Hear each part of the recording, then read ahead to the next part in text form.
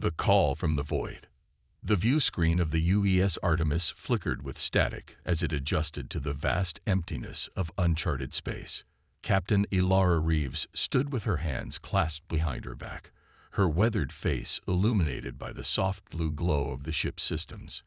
20 years in Earth's interstellar fleet had carved lines around her eyes, but had done nothing to dim the sharp intelligence within them.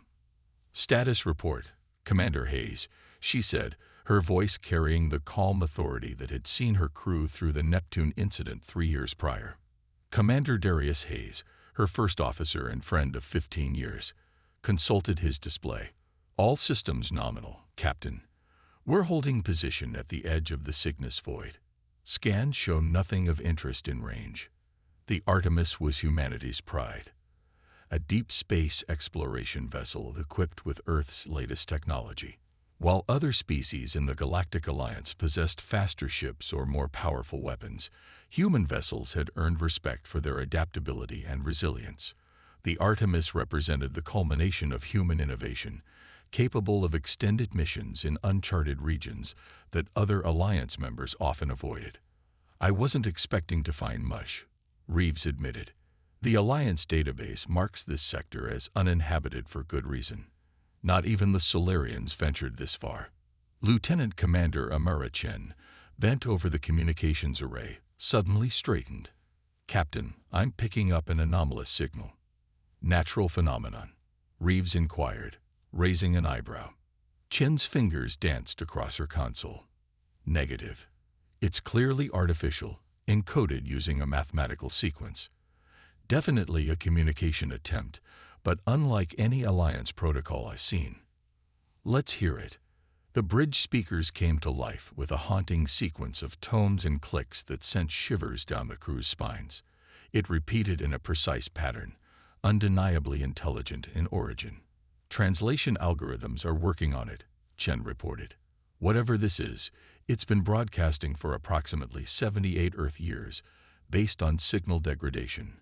Dr. Eli Novak, the ship's cynoanthropologist, approached from his station. "Captain, if that's true, we might be receiving a message from a civilization that's already gone." After several tense minutes, Chen's console pinged. "Translation complete. It's a distress call, Captain." The translated message played through the bridge, the synthesized voice conveying an unmistakable desperation. "To any spacefaring civilization who receives this message, we are the Nelvari of the Lyra system. Our worlds face extinction at the hands of the Zurich Dominion. We possess technologies we will share freely in exchange for assistance. Please respond. We have little time remaining." Silence fell across the bridge. Commander Hayes was the first to speak. "Captain, Alliance protocols are clear. First contact scenarios must be approved by Central Command, especially in cases involving interspecies conflict.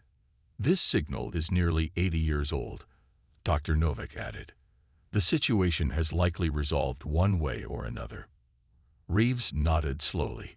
"Or perhaps it hasn't. Lieutenant Chen, can you locate the signal's origin?" "Yes, Captain. Approximately 12 light years from our current position. We could reach it in 3 days at maximum FTL." Hayes lowered his voice. "Ilara, we should report this to Alliance Command and wait for instructions." The consortium was explicit about human vessels not engaging in unauthorized first contact after the Proxima incident. Reeves understood his concern. Humanity had only joined the Galactic Alliance 30 years ago, gaining access to faster-than-light technology and meeting other advanced civilizations. Their position remained precarious. The older species viewed humans as impulsive and unpredictable, too willing to involve themselves in matters that didn't concern them. "Send the report," Reeves decided, "but set course for the signal's origin. We'll conduct a passive observation only, pending Alliance response." 3 days later, the Artemis dropped out of FTL into a star system with a pale yellow sun and 7 planets. The 4th planet, a blue-green world with 2 small moons, showed signs of civilization, orbital structures, artificial satellites, and the residual energy signatures of advanced technology. And something else. "Captain, I'm detecting debris fields throughout the system," reported Lieutenant Cato from Tactical, "and the planet has suffered massive surface damage consistent with orbital bombardment." "Life signs?" Reeves asked, leaning forward in her chair. "Scattered across the planet. Several concentrated population centers, but far fewer than a civilization of this level should maintain. And there's something else. A massive structure in geosynchronous orbit above the northern continent." The view screen zoomed in on a vast station, its design unlike anything in the Alliance database. Parts of it appeared damaged, but it was clearly operational. "We're being scanned," Chen announced suddenly. "Something from that station is probing our systems." Before Reeves could respond, the view screen shifted to show a humanoid figure with silvery skin and large compound eyes that gleamed with an inner light. Intricate patterns traced across its face and bare shoulders, pulsing softly. "Unidentified vessel." The being spoke in remarkably clear English. "You have entered Nelveri space. Identify yourself and your purpose." Reeves stood, straightening her uniform. "I am Captain Ilara Reeves of the United Earth ship Artemis. We intercepted your distress signal and came to investigate. Are you in need of assistance?" The alien's compound eyes widened slightly. "You responded to our call. After all this time?" There was disbelief in its voice. "I am First Guardian Talon of what remains of the Nelveri Collective. Captain Reeves, our situation is dire. The Xeric Dominion has destroyed most of our civilization, and they will return to finish what they started." "When?" Reeves asked. "Their fleet retreated 16 cycles ago to replenish. Our projections indicate they will return within 5 of your Earth days. They seek what remains of our quantum-fold technology." Hayes stepped forward. "Captain, we should withdraw immediately. Alliance protocols." "Alliance protocols would leave these people to die," Reeves cut in. She addressed the Nelveri. "How many survivors?" "Approximately 12 million. We once numbered billions across 3 worlds." Dr. Novak spoke from behind her. "Captain, if they've survived this long against a superior force, they must possess significant defensive capabilities." Talon's expression shifted in a way that might have been a sad smile. "Our defenses are failing. The Xeric adapt to every countermeasure we deploy. They are a hive consciousness. They learn collectively. Each encounter makes them stronger.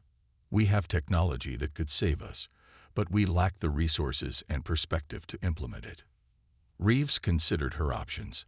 Alliance regulations forbade interference in interspecies conflicts without formal approval. The nearest Alliance vessel was weeks away. Earth Command would likely order her to withdraw and report. But she had seen this before. During humanity's early days in space, they had encountered the aftermath of the Proxima genocide. An entire civilization wiped out while the Alliance debated intervention protocols. "First Guardian Talon, I request permission to bring the Artemis into orbit and meet with your leadership. I make no promises beyond that, but we will hear your situation fully." The relief in Talon's expression transcended species barriers. "Granted, Captain Reeves. I will prepare our council for your arrival." When the transmission ended, Hayes immediately voiced his objection. "Captain, this is a direct violation of at least 3 Alliance protocols. We're a single exploration vessel, not a battleship." "I'm aware, Commander." Reeves turned to face her crew. "I'm not committing us to a war, but I will not turn away from a civilization facing extinction without at least understanding what we're dealing with." 6 hours later, Reeves led a small away team to the Nelveri orbital station. The interior was a marvel of engineering, crystalline structures that seemed to grow from the walls, pulsing with energy. The Nelveri themselves moved with grace despite their clearly exhausted state. The council chamber held 7 Nelveri, distinguished by the complexity of the patterns on their silvery skin. First Guardian Talon introduced them before displaying a holographic representation of the conflict. "The Xeric discovered our existence 80 of your years ago," Talon explained. "They covet our quantum-fold technology, the ability to collapse space between 2 points without conventional FTL limitations. When we refused to surrender this knowledge, they began systematic annihilation of our outposts, then our colonies, and finally our homeworlds. Why not use this technology to escape? Dr. Novak asked. The technology requires stable endpoints, another council member explained. We had begun establishing these when the attacks began. Now we have nowhere to go. Reeves studied the tactical displays. Your weapons seem advanced. How have they overcome your defenses? The Xeric adapt. Their ships operate with a hive mind. What one learns, all learn. No strategy works twice. We developed quantum disruptors that were initially effective, but they've since developed countermeasures. Lieutenant Cato, the tactical officer, stepped forward. What if you modified the frequency patterns randomly? If their adaptations rely on recognizing patterns. We attempted similar approaches, Talon said, but our strategic algorithms follow predictable progressions. The Xeric eventually discerned the underlying patterns. Reeves felt a familiar sensation building in her chest, the recognition of a problem that might have a solution. It was what had drawn her to space in the first place. Human thinking isn't algorithmic, she said slowly. We're unpredictable, sometimes illogical. We make intuitive leaps. It's why the Alliance species find us so concerning. Talon's compound eyes fixed on her. You're suggesting your unpredictability might be an advantage against the Xeric. I'm suggesting it might buy us time. Reeves tapped her communicator. Artemis, connect me to Earth Command. Priority channel. Hours later, after a tense conversation with Admiral Rankov at Earth Command, Reeves faced a decision that would define not just her career, but potentially humanity's place in the galactic community. Earth Command has ordered us to withdraw. She informed her senior staff in the Artemis conference room. They're sending a diplomatic team to consult with the Alliance Council. That will take weeks, Hayes pointed out. The Nelvari have days. Reeves nodded slowly, which is why I've decided to disobey that order. The room fell silent. I'm not ordering anyone to stay, she continued. The shuttle is prepared to take anyone who wishes to comply with Earth Command back to Alliance space, with my full report accepting responsibility. No one moved. Lieutenant Commander Chen finally broke the silence. The Nelvari have quantum technology beyond Alliance capabilities. If the Xeric obtain it, it's not just about strategic advantages, Dr. Novak added. It's about who we are, what humanity stands for. Hayes studied Reeves for a long moment. You believe we can actually help them? I believe we have to try. Reeves looked at each officer in turn. We have 5 days to prepare for the Xeric return. I intend to give the Nelvari something they haven't had in a long time. What's that, Captain? Asked Cato. Reeves' expression hardened with determination, hope, and a fighting chance. Forged in fire, dawn broke over the Nelvari homeworld, casting long shadows across landscapes scarred by orbital bombardment. In the command center of the last remaining orbital defense station, Captain Ilara Reeves studied tactical projections alongside 1st Guardian Talon and her senior staff. The Xeric fleet will arrive within 24 hours, Talon informed them, his silvery skin pulsing with anxiety patterns. 7 dreadnoughts, each carrying thousands of smaller attack craft. Reeves nodded grimly. And our resources. The Artemis, 3 functional Nelvari cruisers, and the orbital defense grid, though half the platforms are inoperative. 4 days of frantic preparation had yielded results that, while inadequate against the coming storm, gave them more than they'd had before. Lieutenant Cato had worked with Nelvari engineers to implement randomized frequency modulations in their quantum disruptors. Dr. Novak and the Nelvari scientists had developed shields that incorporated deliberately unpredictable fluctuation patterns based on human brainwave readings. Most critically, Commander Hayes had sent detailed reports through a narrow-beam transmission to Earth before the Xeric could detect it. The message included technical data on the Nelvari quantum fold technology, not as a prize of war, but as a safeguard should they fail. Captain, Chen called from her station. I'm receiving a transmission. It's from Earth Command. Reeves straightened. Put it through. Admiral Rankov's stern face appeared on the screen. Captain Reeves, I see you've disregarded direct orders. Yes, sir. I accept full responsibility for. Save it, Ilara. Rankov interrupted, his expression softening slightly. Your reports reached us.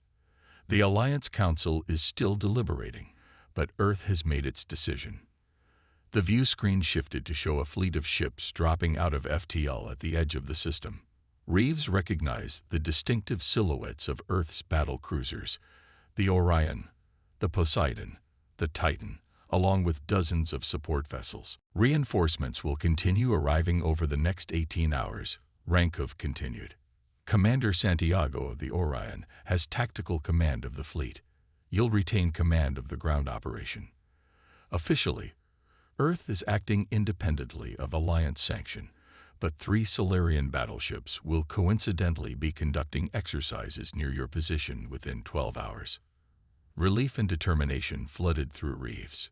Thank you, Admiral. Don't thank me yet.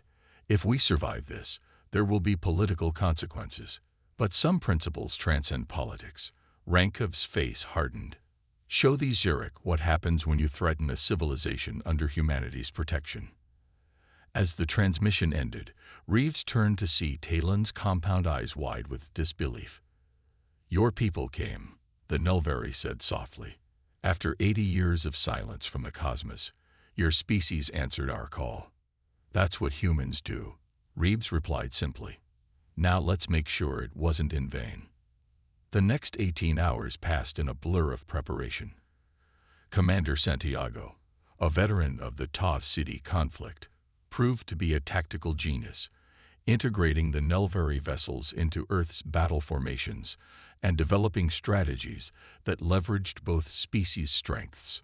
The Nelvari provided quantum communication technology that allowed instant coordination between ships, while Earth's battle cruisers deployed their newest weapon, gravity disruptors that could create localized distortions in spacetime, potentially neutralizing the Zurich's numerical advantage by disrupting their formation. They're here, Chen announced, as sensors detected the distinctive energy signatures of Zurich vessels dropping out of FTL. The Zurich fleet emerged like a swarm of metallic insects, their ships gleaming with an oily iridescence under the system's sun. The 7 dreadnoughts, each nearly 2 kilometers long, moved in perfect synchronization, surrounded by clouds of smaller craft. They're broadcasting, Chen reported, her voice tight. A harsh, multi-tone voice filled the command center. Nelvari survivors, your resistance ends today. Surrender your quantum-fold technology and accept absorption into the Dominion, or face extinction. Before Talon could respond, Captain Reeves stepped forward. This is Captain Ilara Reeves of Earth. The Nelvari are under our protection. Withdraw immediately. A pause, then, unidentified species. Your interference is irrelevant. Your technology is primitive. You will be eliminated along with the Nelvari. I was hoping for that response, Reeves muttered, then activated the tactical channel. All ships, execute Operation Thunderbolt. What followed was unlike anything in recorded galactic history. The human fleet, rather than forming a defensive line as conventional tactics would suggest, scattered into seemingly random formations. The Zurich, accustomed to opponents who fought according to predictable strategic algorithms, found themselves unable to anticipate human movements. The Earth vessels struck from unexpected vectors, their gravity disruptors creating chaotic distortions that fragmented the precise Zurich formations. Nelvari cruisers, their weapons modified with human-designed randomization patterns, cut through Zurich shields that had previously been impenetrable. They're adapting, Commander Santiago reported over the tactical channel. Their smaller craft are beginning to predict our movement patterns. Then let's change the game, Reeves responded. Execute Phase 2. From the surface of the Nelvari homeworld, Dozens of small objects launched upward, shuttles carrying a payload developed by Lieutenant Keto and the Nelvari engineers, quantum destabilizers that targeted the unique frequency of the Xeric hive mind communications. As the devices activated, the perfect coordination of the Xeric fleet faltered. For the first time in their existence, the collective consciousness experienced confusion, individual ships momentarily cut off from the group intelligence. In that critical moment of disorientation, the combined Earth-Nelvari forces struck with everything they had. Gravity disruptors created singularity points that crushed Xeric attack craft by the hundreds. Nelvari quantum beams sliced through dreadnought armor, Earth's latest plasma torpedoes, designed to adapt their payload based on target resistance, detonated in cascading sequences that overwhelmed Xeric defensive systems. 3 Xeric dreadnoughts fell in the first hour of battle. A fourth was crippled, venting atmosphere and debris as it drifted out of formation. But the hive consciousness was learning, adapting. The remaining Xeric vessels began to coordinate again, developing countermeasures to the quantum destabilizers. They concentrated their firepower on the Earth flagship Orion, overwhelming its shields and causing catastrophic damage to its port section. "They're pressing the advantage," Santiago reported, his voice strained as the Orion's systems failed around him. "We've lost 30% of our fleet. The Nelvari cruisers are taking heavy damage." Reeves studied the tactical display, noting how the Xeric had adapted to their strategies. "They learn collectively, but they think linearly," she muttered, then raised her voice. "All vessels, implement contingency Omega." Throughout the human fleet, officers accessed sealed orders that had been prepared before the battle. What followed defied all conventional military logic. Earth vessels deliberately exposed vulnerabilities, appearing to make critical errors that invited Xeric attack. The Xeric, thinking they had discerned the pattern of human tactics, committed their forces to exploit these apparent weaknesses, only to discover they had been lured into precisely calculated kill zones. As Xeric attack craft swarmed toward the seemingly crippled Titan, the Earth vessel activated a prototype quantum fold device, technology shared by the Nelvari and refined by human engineers. Space twisted around the Xeric formation, collapsing them into a volume small enough to be consumed by a precisely targeted barrage of gravity torpedoes. The battle raged for 6 more hours. Earth's forces suffered grievous losses. 3 battle cruisers destroyed, thousands of crew lost. But humanity fought with a ferocity that shocked even their Nelvari allies. When vessels were crippled, their crews launched desperate boarding actions against Xeric ships. When systems failed, engineers improvised solutions that bypassed safety protocols entirely. The Xeric, for the first time in their expansionist history, encountered an enemy whose thinking they could not predict, whose determination matched their own relentless drive. When the last Xeric dreadnought finally powered down its weapons and transmitted surrender protocols, the combined Earth-Nelvari fleet had been reduced to less than 40% of its original strength. The orbital defense station where Reeves had established her command post had sustained multiple direct hits, sections of it exposed to vacuum. "They're requesting terms," Chen reported, blood trickling from a cut on her forehead as she worked her damaged console. Reeves, her uniform torn and singed from putting out an electrical fire, looked to Talon. "This is your world. Your call." The Nelvari's patterns pulsed with colors that the human translator interpreted as a complex mix of grief, vindication, and resolve. "The Xeric understand only strength. If we show mercy, they will return." Reeves nodded slowly. "Transmit to the Xeric flagship. Unconditional surrender. All Xeric forces will withdraw from Nelvari space immediately. Any return will be met with immediate destruction." "They're responding," Chen announced. Message reads, "The Dominion does not recognize defeat. We will return." "Typical," Hayes muttered, wincing as a medic treated a plasma burn on his arm. Reeves stepped closer to the view screen.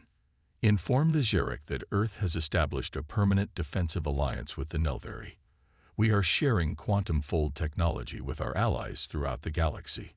If the Xeric return, They will face not just humanity, but a united front of civilizations who refuse to allow extinction as a policy. After a long pause, the Jarek flagship powered its engines and began moving away, followed by the remaining vessels of their once mighty fleet. As the adrenaline of battle faded, the true cost became clear. Over 3,000 human lives lost, countless Nelvari casualties, 5 Earth vessels destroyed, 7 more severely damaged. Yet amid the debris and destruction, something new had been forged.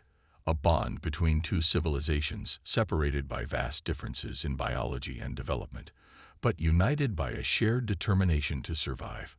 3 days later, as recovery operations continued, Captain Reeves stood in the newly rebuilt Nelvari Council chamber. Representatives from Earth and 3 other Alliance species had arrived to begin diplomatic negotiations. The Alliance Council has officially recognized the Nelvari as a sovereign civilization with protected status. Admiral Rankov informed them, "Your quantum fold technology will remain your own, though the shared development projects with Earth will continue." First Guardian Talon's skin rippled with patterns of gratitude. "We have existed for 9,000 years, developing our technology in isolation, believing that cooperation was a liability.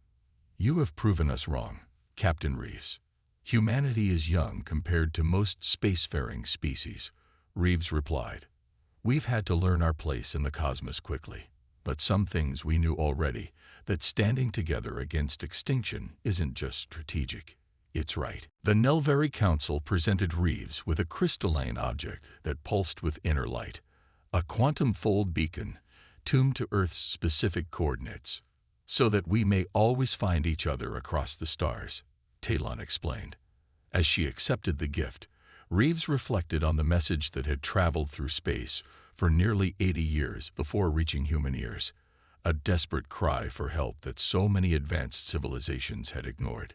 Humanity had answered that call with fury and determination, proving what many in the galaxy had suspected but few had witnessed directly. While humans might lack the technological sophistication of older species, they possessed something perhaps more valuable: an unrelenting will to stand against the darkness, and a refusal to abandon those in need, even at great cost to themselves. The Jarek Dominion had encountered this truth, to their regret, and the rest of the galaxy had been watching.